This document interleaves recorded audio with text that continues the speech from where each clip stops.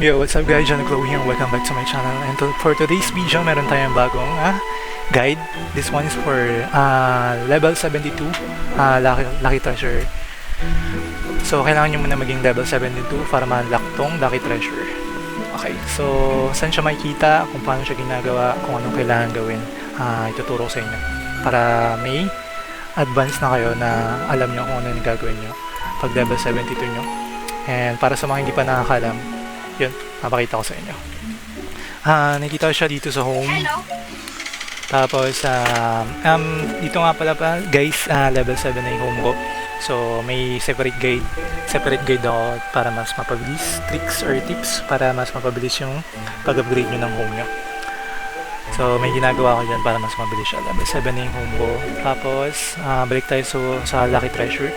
So, yung Lucky Treasure, nandito siya sa home. Tapos ito, yung pangalawa sa baba, nakikita nyo yung mouse pointer ko. Click nyo yung Lucky Treasure. So ito yung bago sa level 72 na ma-unlock, yung Lucky Treasure. So yun, lalagyan nyo lang ng Angel Bell, Wish Star, Clover. So paano siya makakuha? Kinakrop siya. Kiklik nyo itong sa baba. Okay, so ito siya, kapunta kayo dito sa life job natin.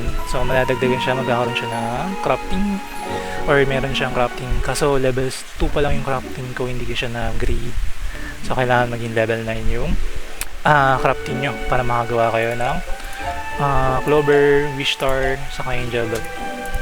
Tapos itong sumunod is require level 80. So level 2 to. Then mag-add kayo ng special dito, special materials para tumaas yung star niya. For example yan, nabibili lang naman sa home yung materials yan. Ayan. So yun, may purpose yung home natin, yung materials na nakukuha natin sa homes. So pambili siya ng materials dito sa Relic Treasure, Lucky Treasure natin. So yun, may purpose rin yung pagtatanim natin, pag-aalaga ng animals. Yan, farm bill natin may purpose. So yung ginagamit dito is gem para makakrap. So ano yung purpose na ito mga Angel Bell, Wish Star, Clover. So meron rin pala seat guys ito, mga dito para sa Aura Cabin to. So kailangan nyo rin gumawa nito. So kinakrap rin siya, kailangan level 4 yung crafting. So yun, hindi ko ma-upgrade kasi wala akong guild contribution na nagamit ko sa ayun yung mali ko. Kailangan pala itong i-upgrade. So yun guys, upgrade nyo to hanggang level 9. I think na okay na yan. So wala tayong guild contribution. In-upgrade ko kasi yung ibang life skill ko. Ayun o. Okay, so kailangan ko upgrade to bukas. So yun, para magawa tayo ng wooden bench. Wooden bench muna, magawa natin sa level 4. Sa level 8, white wooden. Okay. So balik tayo dito sa Lucky Treasure. Since hindi ako magawa, bumili muna ako sa trade house kasi meron nang nakitang nagbebenta. Ayun, may nakita ako sa trade house na nagbebenta yun. So, meron nagbebenta ng isang Lucky Clover. So, mahal, 250k siya. So, yun, yung stat ng Lucky Clover is yung mga skill ng class. So, this one is for Rebel and Canos. So, may dagdag skill stat siya. Ayan, makikita nyo guys yung stat niya. So, kanina nakita ko na for archer, for hunter. Ito for hunter, ito for monk, ito for knight and blacksmith. So, iba-ibang class siya. I think random chance pag gumawa ka, makukuha mo kung sa class mo or for other class. Ito, butcher sa ito. So, ito halo-halo. Hunter and assassin yung stat niya. So, yun. So, may nakuha ko kanina na for hunter lang. Yung skill set niya for hunter lang. So, mapakita natin. Then, yung Angel Bell, wala pa nakikita na bibenta eh. So, hindi tayo makabili ng Angel Bell. So, ayun muna. So, Wish Star muna tayo. So, ito yung nabili ko kanina. Ano lang, yung stat niya, Sleep Boost, Hit, Sprite Repair Boost. Insert lang.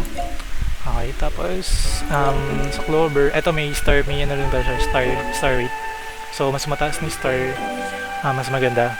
Para mariroll yung stat niya, kailangan na 6 star siya para mariroll niya yung stat niya. Ayan, may reroll dito. Ayan, 6 star kailangan. Tapos, itong sa Clover, ito yung mga skill. So, nabili ko yung isa kanina, nagkamali ako. Pang Wizard and Knight pala yun. Tapos, ito yung pang Hunter and Canos. Ito, sakto sa skill natin. So, ito yung insert natin.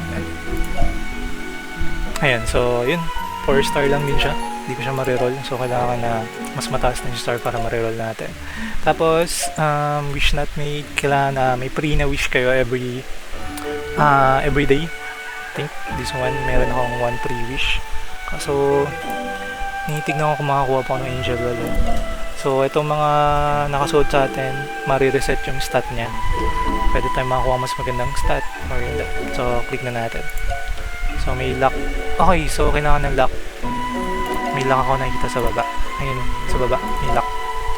So, kailangan natin dagdagan yung current aura. Wala pa akong aura eh. So, hindi siya madagdagan. Sure, okay. Highest home lock. Greater chance of cleanup is good. Okay. Okay, so yun. So, target natin kailangan talaga 6 star siya. Pero, temporary lang muna tong mga kinabit ko. Para magamit natin tong wish. Tapos, yan, pag inad natin yung lock, kailangan natin yung aura cabin, lagyan na rin natin. So, yung aura cabin, saan siya makikita dito rin? Katabi lang siya ng treasure lock. Lucky treasure. So, aura cabin na yan. So, yung aura cabin, guys, so, kinakapin siya. So, or binabay sa dito. Punta kayo ng trade house, tapos treasure. Sa kabila ata siya. So, ito yung treasure, guys, ha. Nababay rin siya, So, pag kinap ko siya, so, ito, iron frame bench. So, true crafting lang siya. How to obtain true crafting lang talaga. Wala siya lumalabas na. So, yun. So, yun, may energy, pouring energy. So, 490 lang yung pouring energy natin. Nakabase siya sa level ng home nyo. So, mas mataas yung level ng home nyo, mas mataas tong pouring energy. Okay, so itong puno recovery, every minute siya na nag-recover. So, yun, may regeneration time itong pouring energy. Itong aura, kailangan natin malagyan itong ata. So, wala pa tayong lalagay. So, yun. So, try lang natin yung wish. Wish not made. So, since may dalawa na tayo, wish star and clover, try natin yung wish. Okay. So, Hunter Falcon Knight.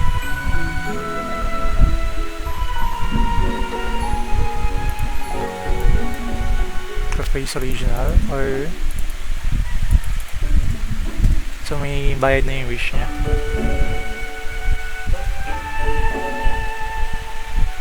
Okay, so may bayad ng 6,000 na bounce any kapag nag-reset ka. So Falcon ay plus 1. Yung original ko is so ma-replay siya. Wait lang, check natin guys. Kasi yung Falcon Knight ko plus 2 na, so i-replay siya ng plus 1, kaya huwag natin accept. Ayan, so try natin. Falcon Knight plus 1, so mag-alagdagan siya ng plus 1. Try natin. Okay, so nalagyan siya ng plus 1. So, hindi naman nagbago yung stat natin. So, average. So, kailangan pa natin siyang madagdagan yung sa kabila. Okay, focus hunter. Yung clover island na papalitan. Isa pa. Blitz speed plus 1. So, blitzer tayo. Okay, so average. So, itong isang wish star, hindi siya palitan. So, kailangan natin mas mataas na lock sa Ramas. Maganda yung dagdag na skill.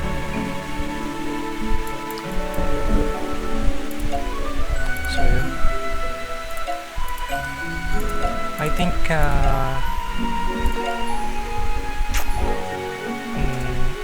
yung wish star, pending wish pa yung wish star. So, hindi siya nag-click kung ano yung i-wish natin. Pending wish and wish star.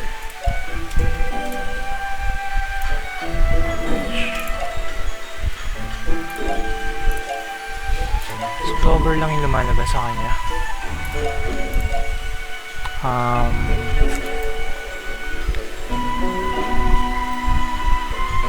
So random or I think isa pa. Last. Pahal ko na isulit to. So hindi siya mapindot sa wish star. Okay, since I think na ito lang yung may skill. So yun ang yung lumalabas. So kailangan natin dagdagan yung luck para mas mataas yung level. I think na lumabas siya. Okay. Ayun na. The higher the home luck, the greater the chance of dining up. A fix on the real. The wish effect is closer to the center beam. With 6 plus star treasure give your first 3 daily wish key na bonus chance for plus 1 main plus skill or qualifying treasure. Okay. So kailangan talaga 6 star. Yung maganda. So yun lang guys. So yun lang about sa lucky relic. So lucky treasure. Yung nangyari ngayon. Yung update ng Ragnarok New World. So for level 72 plus. So yan. Wait nyo yung guys and tips and tricks for fast leveling ng home natin. So level 7 na tayo. So kulang pa ako ng ano. Okay, so yun lang guys and thank you for watching and bye bye.